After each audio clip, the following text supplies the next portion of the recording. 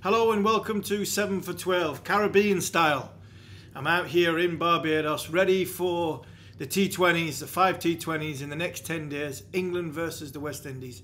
It's going to be a fascinating series. Apologies for the silence and the radio silence that has been for the last 2 weeks. I'm in the courtyard in Marriott in Barbados, the hotel of the West Indian team players. And fingers crossed over the next week or so, England can get back on track in the winter in a winning fashion. The Ashes was poor, it was disappointing. Huggy was rightly gloating after the first 3 test matches, and deservedly so. No matter what you think or what your opinions are, whether it be being cooped up, whether it being preparation not being great from an England point of view, whether it be toss, team selection, or just simply England weren't quite good enough, but Australia won the Ashes, and rightly so, because we're better in England in all 3 disciplines of the game, and they deserve to win the Ashes 4-0. This is a different England side that is out here in the Caribbean, led by Paul Collingwood, good former teammate of mine, alongside Marcus Trescothick and Anthony McGrath, 2 guys who will assist Paul in hopefully this new side giving some credibility to the winter and moving forward. The one-day side is a fantastic side. The T20 side is nearly as good as the 50-over side, just missing out on what would have been a fantastic way to end the World T20 out in the UAE not long ago. But this time I think they're looking to blood some new faces, some fantastic players that are going to have a chance to get a stake and claim, while the likes of Stokes and Bairstow and Butler aren't going to be around. And here's what I think England will do with their side. I think Jason Roy is in luck. What a fantastic start he had to the Caribbean trip. 100 off 36 balls, I think it was, 2 days ago against a Barbados, probably under 19 level, but still you've got to be able to hit the ball out the park. And Jason looks as though he's in decent form. Tom Banton opened to batting with him, so it'll be interesting to see if what happens again. I think Banton, it looks like he's going to get the nod just over Phil Salt. Then it looks like James Vince is going to play and bat at number 3. Moeen Ali at 4, Owen Morgan at 5, Liam Livingstone at 6, Sam Billings, who's gone literally round the world in the last week. I think his trip was Hobart to Auckland, Auckland to LA, LA to Miami, Miami to Bridgetown, Barbados, which is one hell of a trip.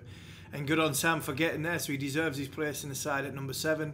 Somebody I'm interested to see if he gets a game, and he's played a lot of franchise cricket, is George Garton. I think George Garton will play.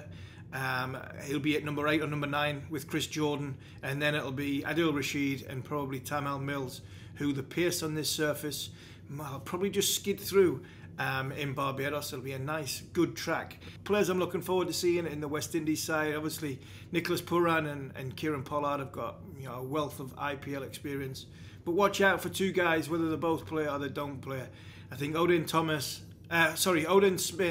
the all-rounder, looks as though he's just starting to forge a decent career for himself. And he did well in the last series.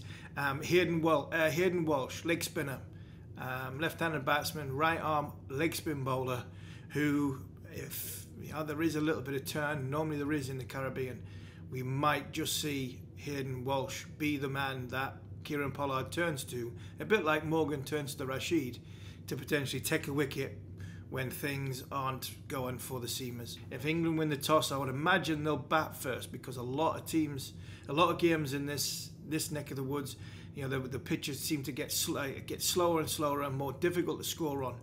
And the stats from the tossers telling us that the team that bats first, I think in 9 games, has won 8 and lost once. So it wouldn't surprise me if Owen Morgan goes out and bats first and puts a score on the board and tries to put scoreboard pressure on an inexperienced, not young, but inexperienced West Indies team. So that's what we're looking for, hopefully, in the first game.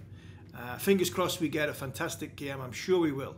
At the end of every single game, whether it be Saturday, Sunday, Wednesday, Saturday, Sunday, in the next 10 days, we'll bring you some talking points, a review of the game, and also player watch. We'll have a look and an eye on one player, a new player hopefully, possibly from either side if somebody does well on the West Indian side as well. And we'll go through everything from near Bridgetown, Barbados, and sample the atmosphere, what is always a fantastic atmosphere out in the Caribbean. Thanks for joining us. Don't forget to like, subscribe, and leave a review.